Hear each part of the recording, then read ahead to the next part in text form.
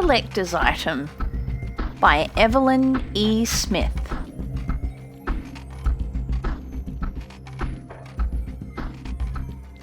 What I should like to know, Professor Bernardi said, gazing pensively after the lizard man as he bore the shrieking form of Miss Anspatcher off in his scaly arms, is whether he is planning to eat her or make love to her, because in the latter instant, I'm not sure we should interfere.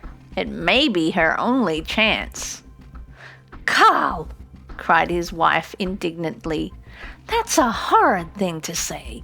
You must rescue her at once. Oh, I suppose so, he said, and then gave his wife a nasty little grin that he knew would irritate her. It isn't that she's unattractive, my dear, in case you hadn't noticed, though she's pretty well past the bloom of youth. Will you stop making leering noises and go out and save her or not? I was coming to that. It's just that she persists in using her PhD as a club to beat men into respectful pulps. Men don't like being beaten into respectful pulps, whether by a man or a woman. Now, if she'd only learned that other people have feelings... If you don't stop lecturing and go, I will, his wife threatened. All right, he said wearily. Come on, Mortland. The two scientists slogged through steamy, odorous jungles of Venus and soon reached the lizard man, who, weighed down by his captive, had not been able to travel as fast. You blast him, the professor told Mortland. Try not to hit Miss Anspatcher if you can manage it. I've never fired one of these things before, Mortland said. Can't stand having my eardrums blasted. However, here goes. He pointed his weapon at the lizard-like creature in a gingerly manner. Hands up, he ordered. Only fair to give the, blighter a sporting chance, he explained to Professor Bernardi. To their amazement, the lizard man promptly dropped Miss Anspatcher into the lavender-colour mud and put up his hands. Miss Anspatcher gave an indignant yelp. Seems intelligent in spite of the kidnapping, Mortland commented. But how does he happen to understand English? We're the only expedition ever to have reached Venus, that I know of anyways. He and the professor stared at each other in consternation. There may have been a secret expedition previously, and perhaps they left a base or something, which would explain why. If you two oafs would stop speculating, you might help me out of here, Miss Anspatcher remarked in her customary snappish tone. Professor Bernardi leapt forward to obey. You don't have to pull so hard. I haven't taken root yet. She came out of the mud with a sound like two whales kissing. She brushed hopelessly at her once white blouse and shorts. Oh dear, I look a mess. Professor Bernardi did not comment, being engaged in slapping at a small winged creature, about the size of a blue jay, but looking like a cross between a bat and a mosquito. That seemed interested in taking a bite out of him. It escaped his flapping hand and flew to the top of Mortland's sun helmet, where it glared at the professor. Since you seem to understand English, Miss Anspatcher said to the lizard man, through a mouthful of hairpins, perhaps you will be so kind as to explain the meaning of this outrage. I was smitten, the alien replied suavely. Passion made me forget myself. Professor Bernardi looked thoughtfully at him. A prior expedition isn't the answer. It wouldn't have troubled to educate you so thoroughly. Therefore, the explanation is that you pick up English by reading our minds. Correct? The lizard man turned an embarrassed olive. Yes. Now that he was able to give the creature a more thorough inspection, Bernardi saw that he really didn't look too much like a lizard.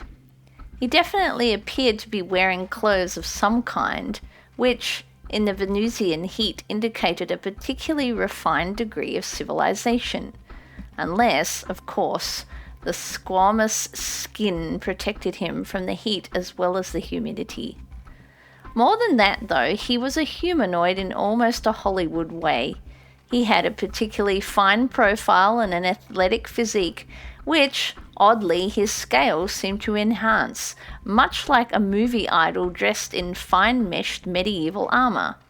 Naturally, he had a tail, but it was as well proportioned as a kangaroo's, though shorter and more graceful, and it struck Professor Bernardi as particularly handsome and useful gadget. For one thing, the people from Earth were standing uncomfortably in the slippery mud, while the lizard man was using his tail much in the fashion of a spectator stool, leaning back against it almost in a sitting position, with his armour-shod feet supporting him comfortably. For another, the tail undoubtedly served for balance and the added push of a walking stick, and perhaps for swift attack or getaway. Very practical and attractive, the professor concluded. Too bad man had relinquished his tail when climbing down from the trees. "Thank you," the saurian said with uneasy modesty, looking at him. "Good of you to think so. You are a fairly intelligent species, aren't you?" "Fairly," the professor acknowledged, preoccupied with a clever idea. Perhaps existence on Venus wasn't going to be as unpleasant as he had anticipated. "From reading my mind, you know what this blaster can do, don't you?" "I'm afraid so." "Then you know what I expect of you." "Yes, Sahib. I'm coming, massa." "To hear is to obey, Effendi." The creature turned and went briskly away towards the camp, leaving the others to stumble after him. Mrs. Bernardi gave a shriek as his handsome scaled form emerged from the greenish-white underbrush, haloed in luminous yellow mist. Algol, the ship's cap, prudently took sanctuary behind her, then peered out to see what was going on and whether there was likely to be anything in it for him. "This is our native bearer," Professor Bernardi explained as the three scientists burst out of the jungle. "My name is John Fritt." The creature bowed low. "At your service, madame." "Oh, Carl!" Mrs. Bernardi clapped her hands. "He's just perfect! So thoughtful of you to find one that speaks English. I do hope you can cook, Pitt." "I will do my best, madam."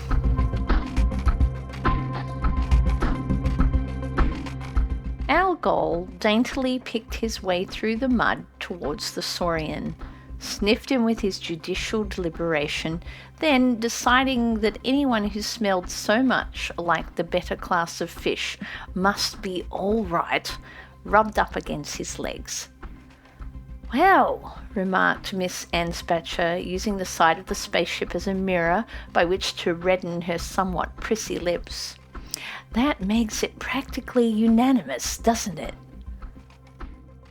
"All except Professor Bernardi," said Dranfrit, looking at the scientist with what might have been a smile.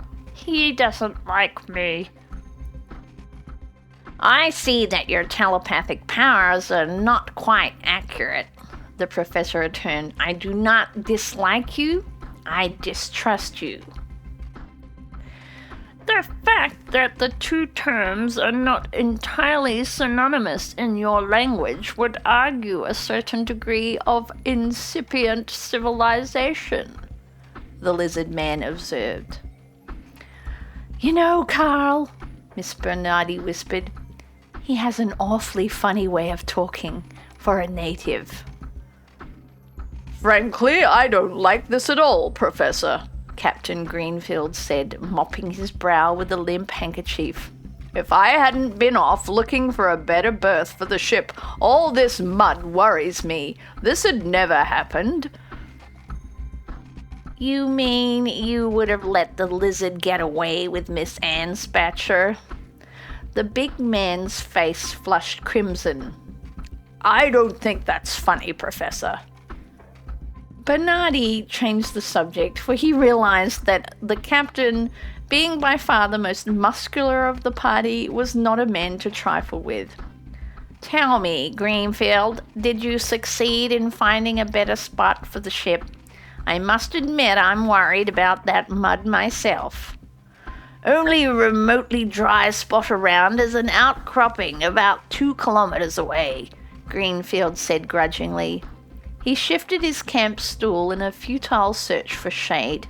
Even though the sun never penetrated the thick layer of clouds, the yellow light diffused through them was blinding. "Might be enough, but it's not level. Could blast it smooth, but that'd take at least a week. Earth time."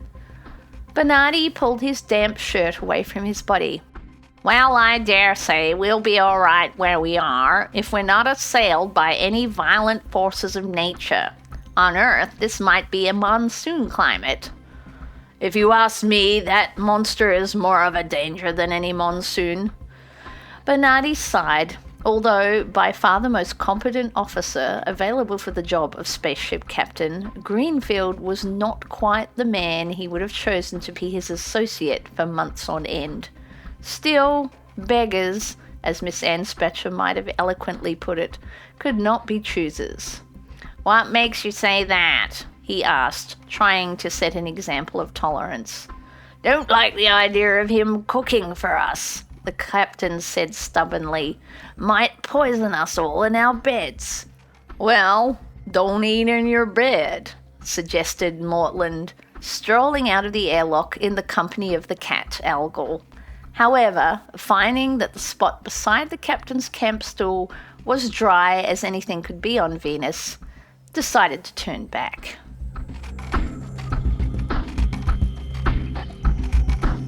"The difficulty is easy to overcome, Captain," the professor said, still holding on to his patience. "You can continue to cook your own meals from the tinned and packaged food on board ship. The rest of us will eat fresh native foods prepared by Dran Prit." "But why?" Miss Anspatcher interrupted as she emerged from the airlock with a large cast-iron skillet. "Should you think Dran Prit wants to poison us?"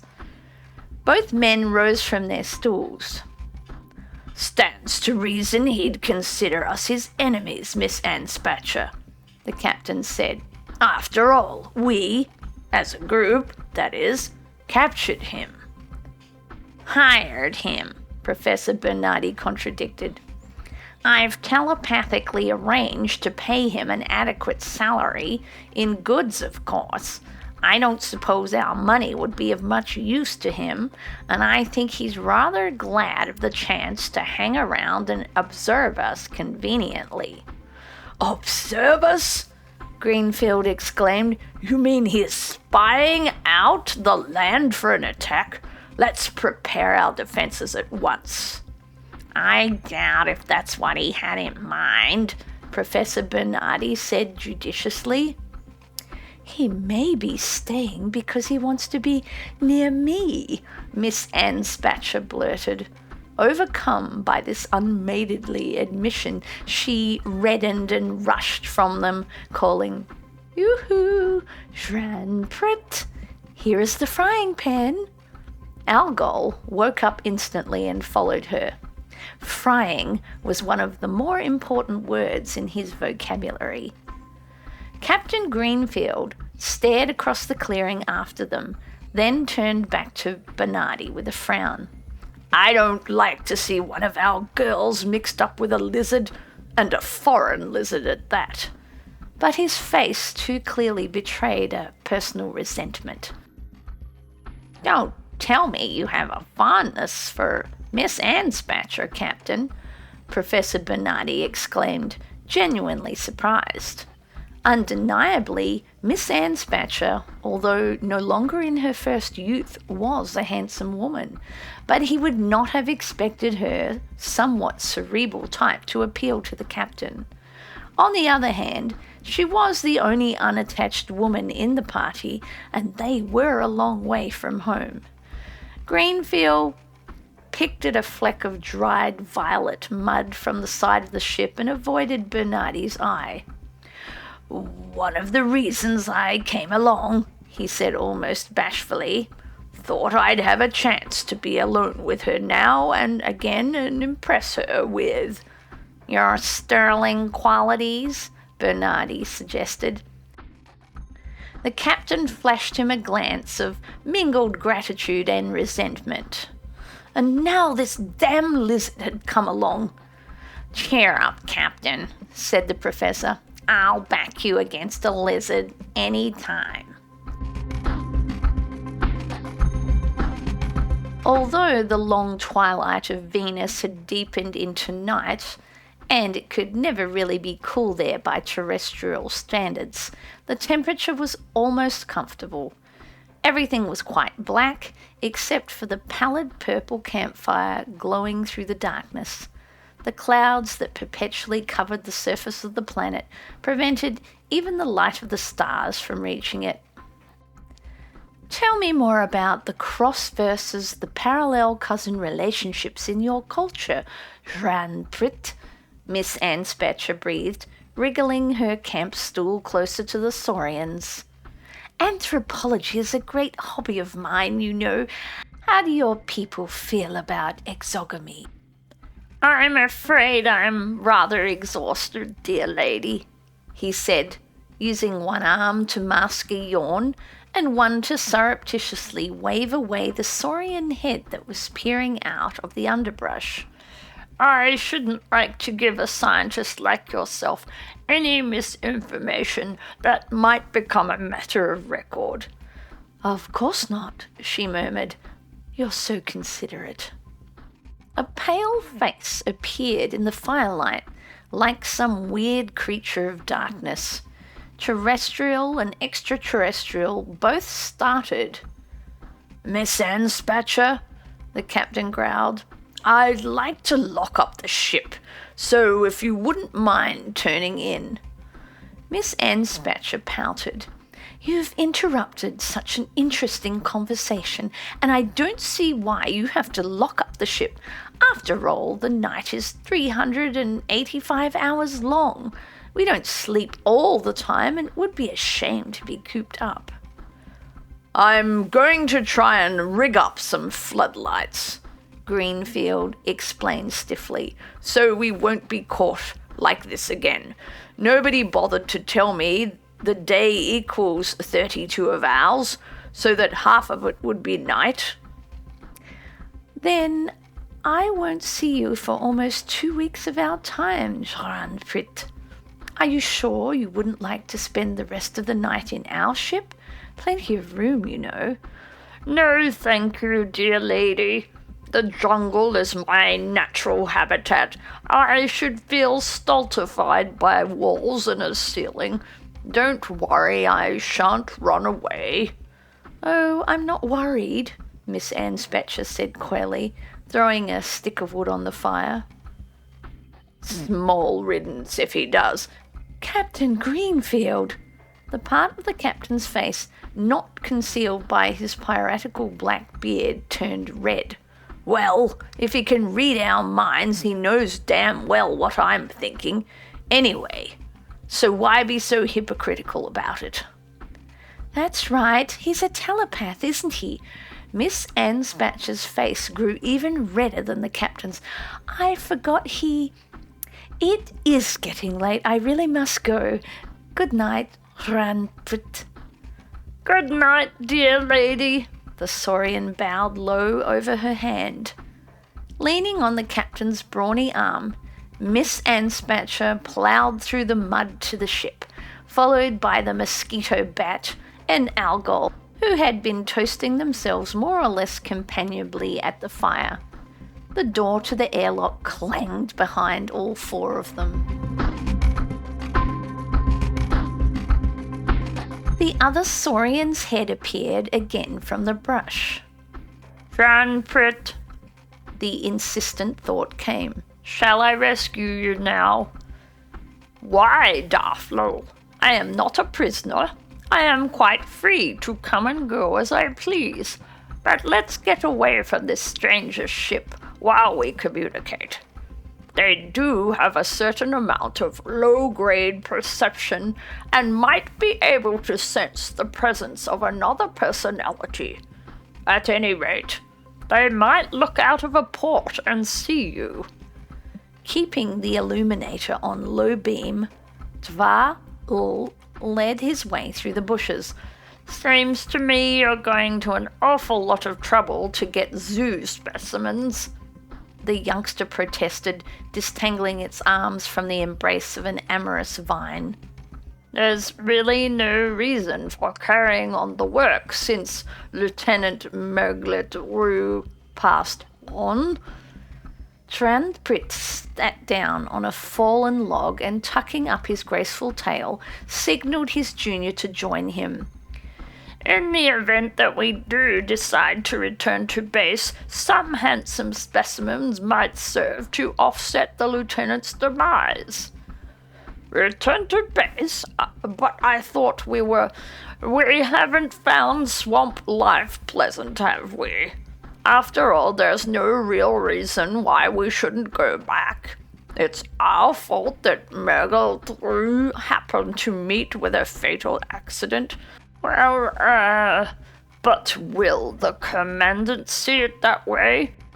On the other hand, if we don't go back, wouldn't it be a good idea to attach ourselves to an expedition that, no matter how alien, is better equipped for survival than we?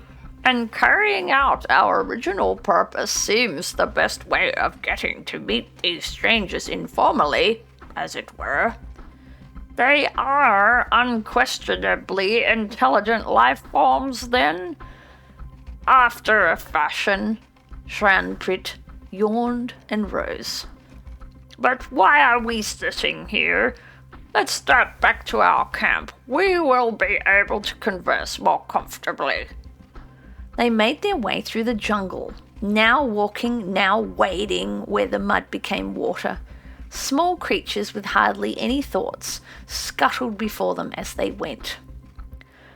The commandant may have already made contact with the rulers, Tva-ul suggested, springing forward to illuminate the way. In that case, we couldn't hope to remain undiscovered for long. Oh, these creatures are not Venusians. There's no intelligent life here. They hail from the third planet of this system, and according to their thoughts, this is the only vessel that was capable of traversing interplanetary space. So we needn't worry about extradition treaties or any other official annoyances. If they're friendly, why didn't you spend the night in their ship?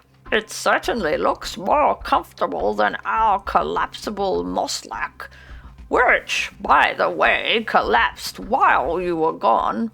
I hope we're able to put it up again ourselves. I must say this for the lieutenant. He was good at that sort of thing. Tranprit made a gesture of distaste. He was unfortunately good at other things too, but let's not discuss him. I'm not staying with the strangers because I want to pick one or two little things, mostly some of our food, to serve them. I used up all the supplies in my pack, and I want them to think we're living off the land. They believe me to be a primitive, and it's best they should until I decide just how I'm going to make the most efficient use of them. Besides, I didn't want to leave you alone. The younger saurian sniffed skeptically. Honestly, Pet, Mrs. Bernardi said, Keeping to leeward of the tablecloth, the lizard man was efficiently shaking out of the airlock. "I've never had an employee as competent as you." But the word she had in mind, of course, was servant. "I do wish you'd come back to Earth with us." "Perhaps you would compel me to come," he suggested, as Algol and the mosquito bat entered into hot competition to catch the crumbs before they sank into the purple ooze. "Oh no, we'd want you to come as our guest, our friend." Naturally, her thoughts ran, a house guest would be expected to help with the washing up and lend a hand with the cooking, and of course we wouldn't have to pay him, though my husband, I suppose, would requisition him as a specimen. "I fully intend to go to Earth with them," Dranprit mused. "But certainly not in that capacity, nor would I care to be a specimen. I must formulate some concrete plan."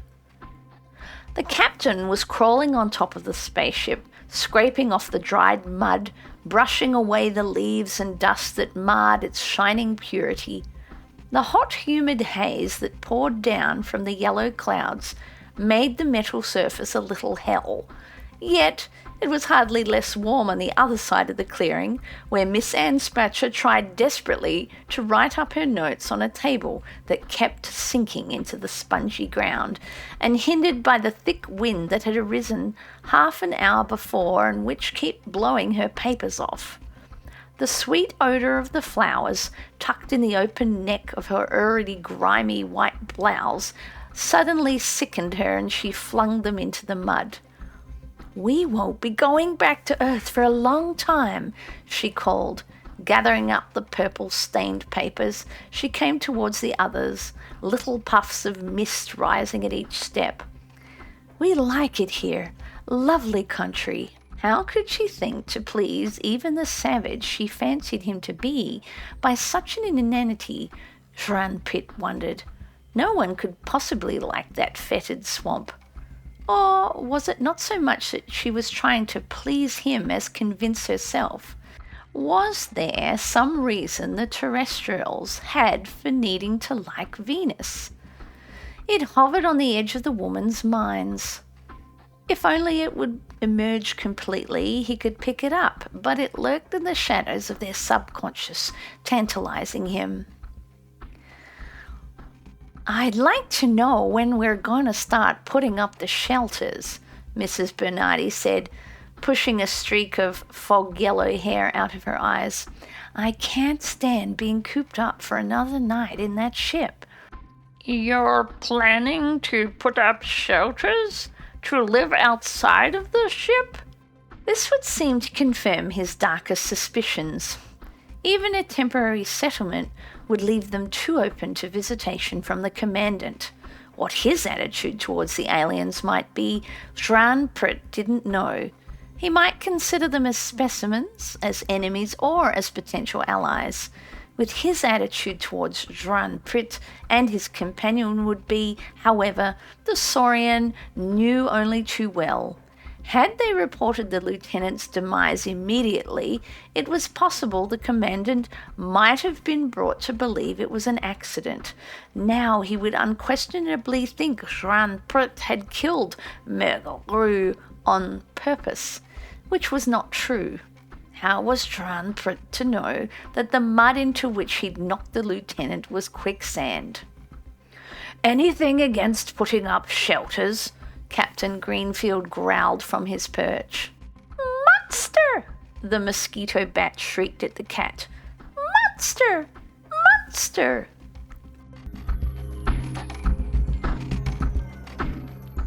There was a painfully embarrassed silence.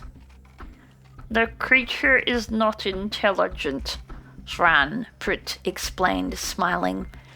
"It merely has its vocal apparatus that can reproduce a frequently heard word like, you have a bird, I believe, He searched their minds for the word. a parrot." "Monster!" the mosquito bat continued. "Monster! Monster!"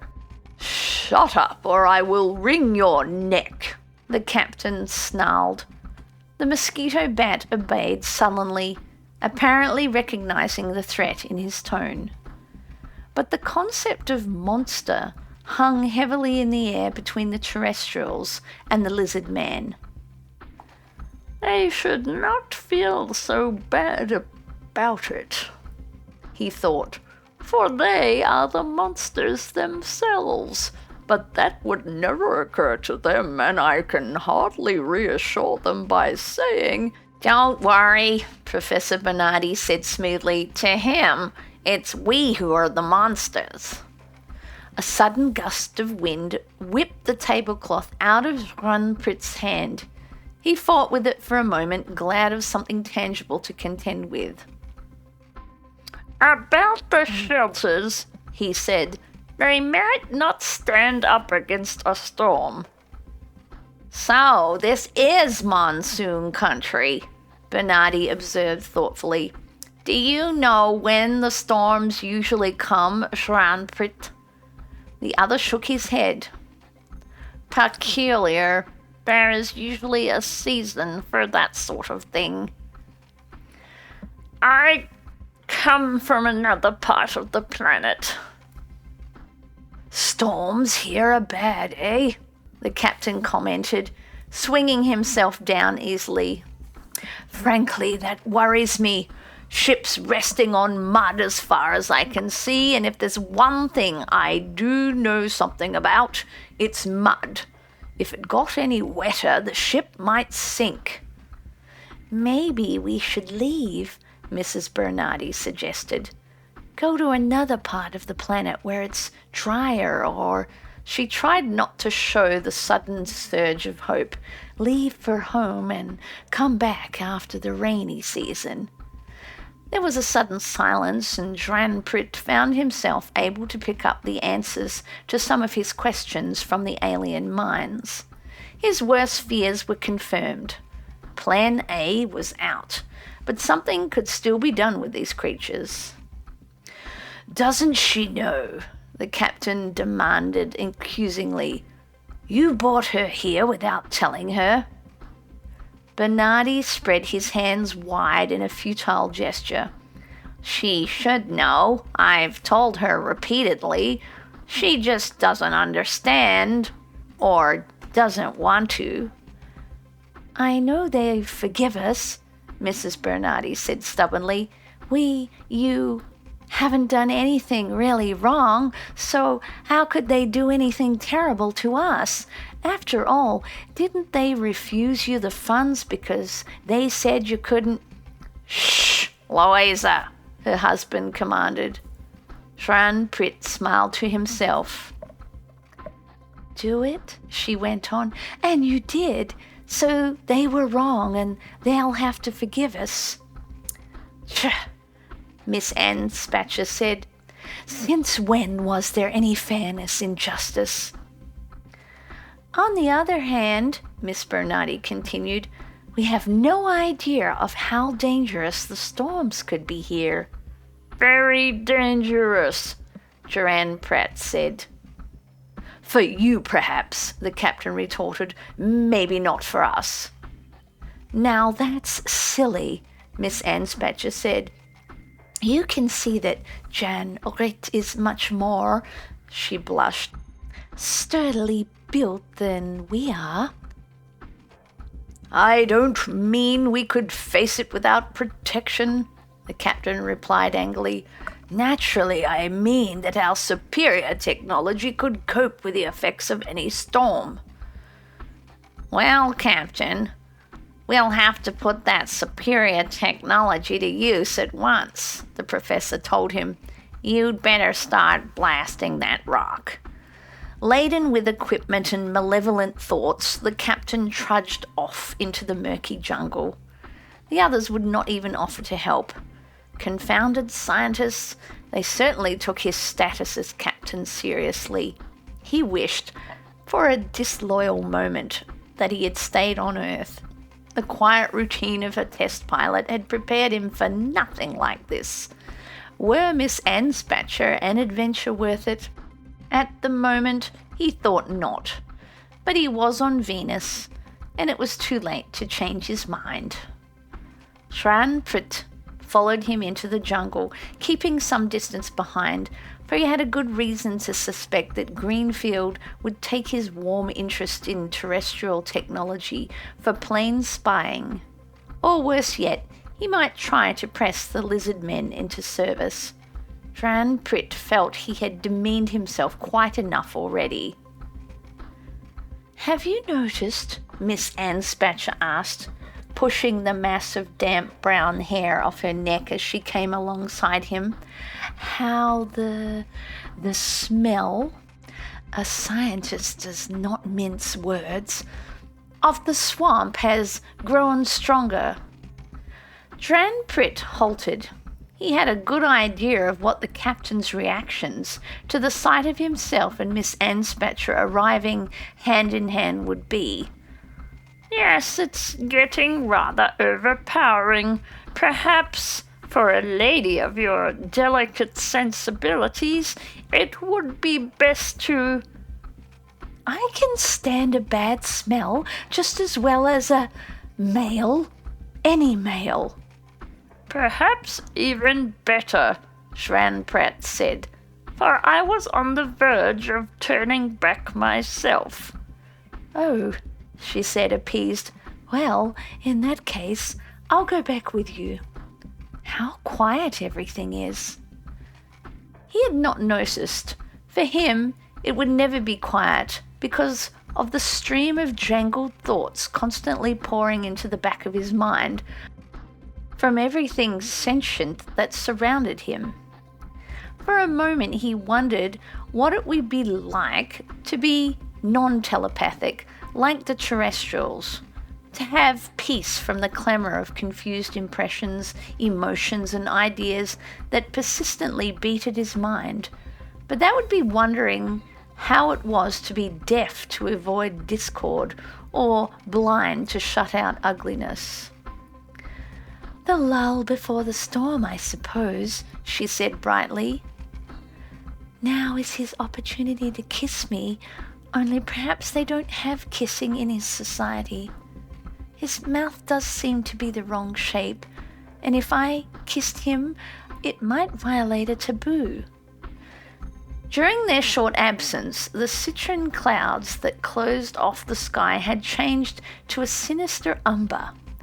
It was now almost as dusky in the clearing as in the jungle itself, when Schran-Prit and Miss Anspatcher returned and joined the others. Professor Bernardi stood looking up with sharp grey eyes at a sky he could not see. "I hope Greenfield can finish the blasting more quickly than he estimated," he muttered. "Will we hear the noise way out here, Carl?" his wife worried nervously. "Only 2 kilometers away? Of course we'll hear it. I do wish you wouldn't always be asking such stupid questions." She shivered. "Well, I hope they get over with right away. If we just have to sit here waiting and waiting and waiting, I'll go mad. I know I will." "You should try to keep your nerves in check, Louisa," Miss Anspatcher snapped. "At least I can control my glands," Miss Bernardi flared back. "Sex-starved spinster." "I shall make some tea, ladies," Schran-Prit interposed. "I'm sure we'll all feel the better for it." Mrs. Bernardi smiled at him feebly. "You're such a comfort, Pitt. I don't know why you of all creatures should be the one who reminds me of home." "Home," remarked Mortlin, emerging from the airlock, "is where the heart is. Did I hear someone say tea?" As Schran-Prit hung the kettle over the fire, suddenly the air erupted in a stunning violence of sound. The ground undulated under their feet, and water slopped out of the kettle, almost putting out the fire that rose high to claw at it. Rivulets of thick, muddy liquid welled out of the ground and drabbed their feet. The women turned pale. Algol gave a faint cry and hid under Mrs. Bernardi's skirts, trembling, while the mosquito bat tried to lift Mortland's toupee and hide in his hair. The ship itself quivered and seemed to jump slightly in the air and then return to its resting place. All was quiet again, quieter than it had been. Mortland anxiously gnawed his light mustache. "Better hurry with that tea. There's a good fellow. I'm violently allergic to loud noises." "They'll probably continue all day," the professor said, with almost malevolent cheerfulness. "So you might as well get used to them. Who is he to have nerves? I am easily the most sensitive person here, but I manage to control myself." "I don't know how I'm going to stand it," Mrs. Bernardi shrieked. "I just know something terrible is going to happen." "Please try to restrain yourself, Louisa," her husband ordered. "After it's over, you'll find we'll be much more comfortable and secure with the ship resting on rock." "If you ask me, that blast made it sink a little," Mortland said. "I wonder whether—" He was interrupted by a thrashing in the bushes. Tfal burst forth, shedding scales. "Do not despair, Dranprit. I am here, ready to save you or die at your side." The women clutched each other, Miss Anspatcher praying silently and fervently to Juno, Lakshmi, Freya, Isis, and a host of other esoteric female deities she had picked up in the course of her avocational researches. "He seems to be one of Ran Rat's people," Bernardi observed. "So there should be nothing to fear." "Ah, fool, you fool!" Shranrut ideated angrily. "Nothing's wrong. They're just blasting out a better berth for their vessel, and now you've spoiled my plans." "What did you think at that poor little creature?" Mrs. Bernardi blazed. "He's crying!" And sure enough, amethyst tears were oozing out of the young Saurian's large liquid eyes. "I didn't mean any harm." "Monster!" Miss Bernardi accused Dranprit. "All men are monsters, whether they're aliens or not." "You're so right, Louisa," Miss Anspatcher exclaimed, regarding the younger creature in an almost kindly manner. "I'm sorry, Earl," Dranprat apologized. "I was upset by that noise too. How could you possibly know what it was? Come, let me introduce you to the creatures." Tfa'ul stepped forward diffidently. Dranprit put out a hand on the moss-green shoulder. "Allow me to introduce my companion, Tfa'ul," he said aloud. The youngster looked at him. Mrs. Bernardi thrust out her hand. "I'm very glad to meet you, Lil." "Agitate it with one of yours. It's a courtesy. Don't let her see how repulsive she is to you. Remember, you're just as repulsive to her." Tfa'ul offered a shy, seven-fingered hand. "Pleased to meet you, ma'am," the young lizard squeaked. "Why, he's just a baby, isn't he?" Mrs. Bernardi asked. "I am not a baby," Tfa'ul thought indignantly. "At the end of this year I shall celebrate my prematurity feast, or I would have, and furthermore—" There was another thunderous blast of sound. After the ground had stopped trembling, the six found themselves ankle-deep in muddy water. Algol, who was in considerably deeper than his ankles, mewed fretfully. Mrs. Bernardi picked him up and comforted him. Perhaps blasting wasn't such a good idea, the professor muttered. Maybe I should tell Greenfield to call a halt and we'll take our chances with the storm. As a matter of fact, "The ship!" Mortland cried. "It's sinking!" And the big metal ball, slowly but visibly, was indeed subsiding into the mud. "Stop it, somebody!" Miss Ann Spatcher snapped in her customary schoolroom manner. The professor was pale, but he held on to his calm. "What can we do? Even if we could get the captain back in time, there's no way we can stop it. It's too heavy to pull out manually, and the engines, of course, are inside." As they watched in horror, the ship sank deeper and deeper, picking up momentum as more of it went under. With a loud sucking sound, it vanished into the ooze. Muddy water gurgled over it, and where the ship had been, there was now a small lake. "This could be the beginning of a legend," Miss Ann Spatcher murmured, "or the end." There was another vibrant detonation.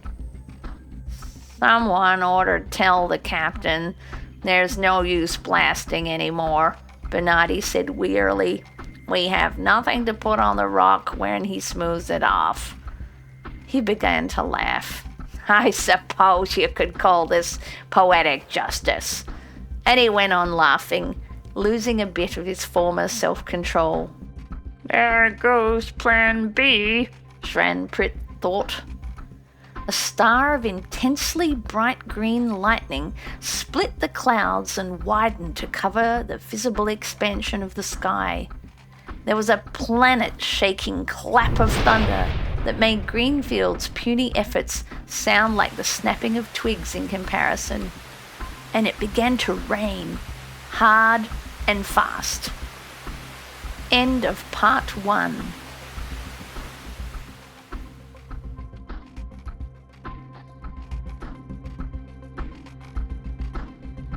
If you are enjoying these audiobooks, please take the time to subscribe, press like, leave a comment, or share this channel with your friends who also enjoy listening to audiobooks.